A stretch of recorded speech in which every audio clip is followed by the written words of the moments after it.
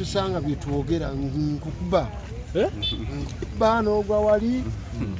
n'ofa. Meya amawulire gano gakusanzeewa? Amawulire yinza obagana nabadde sijja kulimba neebasa ekiro esimu yange negiteeka mu silent neneebaka neebasa essaawa nadde enkooye. Kakati bwe ngenza okukeera ku makya nga mpuliriza CBS ngenza okuwulira nga Abe Mukibi agamba kakati Ismail kyolya lyako nnyo banyinze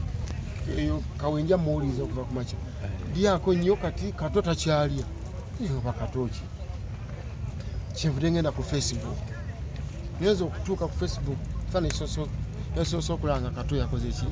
yafudde. Kyokka nga Kato ennaku 3 emabega nabadde lungujjaawo nga maliza vidiyo yange eyitibwa Lubaala Aluma. Kati waliwo wenyimbira nti ziruseeko mu bannabyabufuzi nabo Olubaala atera n'abaluma. Kati nenkubira Kato nemugamba muganda wange gwe bwe ngenda okuteeka wano bannabyabufuzi Lubaale bakola ki baluma ko goli mwana wa maama tojja kunyigira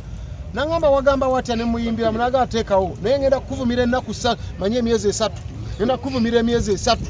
n'ensene ekutame neeteekawo naye ndyako sente olina ofiisi yo ndyako sente nemugamba nja kujja kanneekuŋŋaanye nja kujja kati nzizeemu okuwulira ku mawulire ga Kato ng'akoze ki afudde. Kibi nnyo nnyo Kato, kibi nnyo nnyo nnyo Kato yabeera nga ye nannyini Diamond Production yayagala nnyo ebiseera ebyo anteekemu mu Diamond nga ayina balutaaya basimisaaki kati ng'ayagalamu music ono omulala ali educative tayimba laavu tokola ki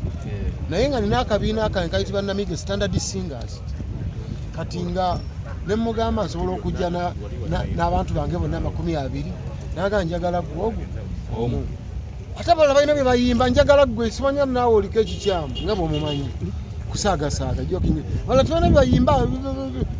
kakati nemugamba sijja kujja sobola kulekawo bantu bange n'abasuula wabembadde nze mbabadde bali akunze so nembeera nga seegatta ku kibiina ekyo lwa nsonga eyo nga bannange bali sina we mbaleka abadde mukwano gwange nnyo era emabega kaawo nga tanana kufuuka mubaka wa paalamenti abadde ayotera wali ku Barbados ku Lubaga Road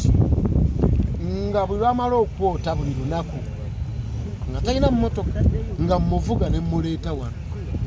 buli lunaku nga mmuvuga ne mmukola ki ne mmuleeta era abankyala basobola okunji manya abaana basobola okunjirira na mutabani we nga mujali ne mmuleeta naye mpaka lwe yagenda mu paalamenti n'akola ki ne mmugamba gwe nkuwonye kati ogenze muki paalamenti akasente kazze we namuteera nga sikyamuvuga nga muganda wange naye nga tubadde tuinteractinga bintu bingi akubira akasimu era nze ennyimba zange zemadde nyimba n'oli olimba luyitibwa Kookirabe era nateekamu Kato mu vidiyo nangamba gwe mbwa gwe nja kukuba maye jja nomanyira olwokuba oli mwana wa maama gamba abadde mukwano gwange ng'ate muganda ebiseera ebisenze bino byabadde ayogera ebirala byani simanya boogera bakasuku biki nze tebinkwatako nze nga manyi kimu omusaayi gwange ate nga musician miki munnange so ebyo bibaawo abantu bonna babyogera mbeera y'okweyiya okusanyusa kuba abadde comedian nze nga namufuula comedian era abadde banyiigira Kato kyabayogedde mbadde mumala biseera mwenyigiramu kambadde munyigira mu nzikiza Kato tabadde serious nti alina omuntu gwawalana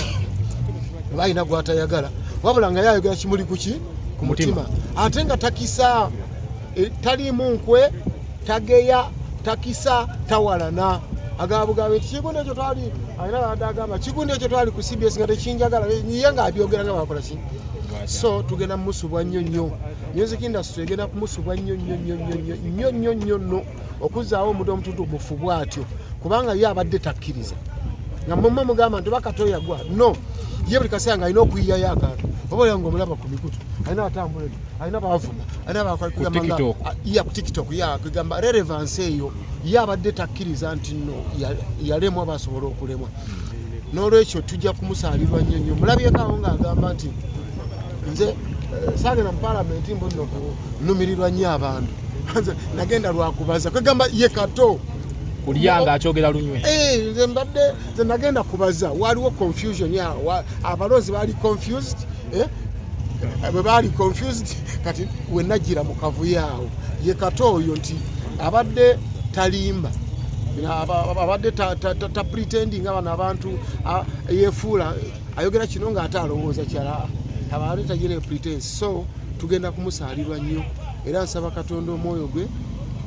gulamuze ekisa. Tetulina kyakukola atusooseyo obusoosi tujja musangayo. Agenza okufa ng'avumanyi ekibiina ky'ovaamu obwana bwa Nuupu obwo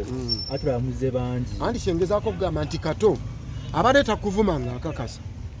abadde takuwalana ng'akakasa, abadde ayina anoonya relevance. Yagambye nti yagenda mu palamenti kubaza, abadde abaza nti Kato bw'avuma wano oba kitala kyengezaako okugamba abadde muyiiya abadde creative ng'amanyi nti no bwenvuma ono ate ono asobola okumpa akakadde oba kitegere kyegamba naye nga nakatakato nti gwakuvuma era ng'asobola okuvuma ate nakubira essimu nti owaayo ndeka neeyiya oba nfuna kyenkugamba ndeka neeyiya tabadde na mutima guno ebyab'emitima ebitu bamanyi era tulikola interview olaba emitima ebindi bakubuulira nti ono wa mutima mubi kino abakikakasa gyebali mbayitirivu nnyo wano music industry naye Kato tabaddeemu. Kato yabadde wakweyiya, Kato abadde anyiigadde gwembuulira anyiigadde baali ku TV awo olulala nendaba babajja engumi naye bikoleka omuntu ateeyiya bwobanga oli serious osobola okulanira ku TV awo gamba kinalabika kitya sifudde naye ye oba oli ku TV oba bamulaba Nazaala akulaba ng'akusala oluyinga ensi yonna eraba ye Kato bw'atyo ye abadde muntu twamufunanga kirabo musanyusa waffe abaza talina mutima mubi. Meya kyogenda obuteerabira ku Kato kye yakkolera ku karyayo. Kato kye sigenda kumwerabirako nti ebiseera ebisinga lembadde nfulumya ennyimba zibadde nga 5 nafulumya oluyimba bakoowu nanga mwana wa maama nogenda kuba ssente embwa zonna mazo zifufugaza ng'aluulidde omulundi ogwo era oluyimba ne luyiitinga nnyo lwembadde nkola oluyimba nga lulungi nga Kato akubirawo essimu nti nowako ekikyamu akigambirawo bwakola ekirungi era akigambirawo yadde muba temukwataga ate Kato tabadde munnabyabufuzi abadde munnabyabufuzi waawa engeri gyabadde ng'ayisaamu mumu abenuupu eggaali nga tulowooza kati nga bwolaba mbudde buno bw'ovuma Nuupu osobola n'okuweebwa ekifo mu gavumenti nti Kato abadde abaza Kato abadde tiyakyawa ne Kato osobola okugamba nti abadde wa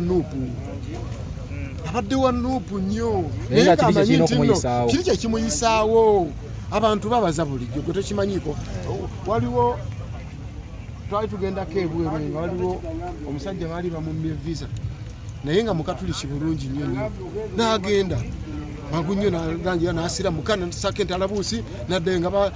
tuna lwali lw'abasiraamu convention y'abasiraamu so okubaza ye kuli mu nsi kati kyogamba oyo yasiramuka n'afuukira ddala musiraamu atamayadde okusoma layini emu ey'ekisiraamu naye okubaza kubawo mu nsi ne Kato abadde abaza mu nsi nammwe kyembakuutira mulekeraawo okubala mutandike okubaza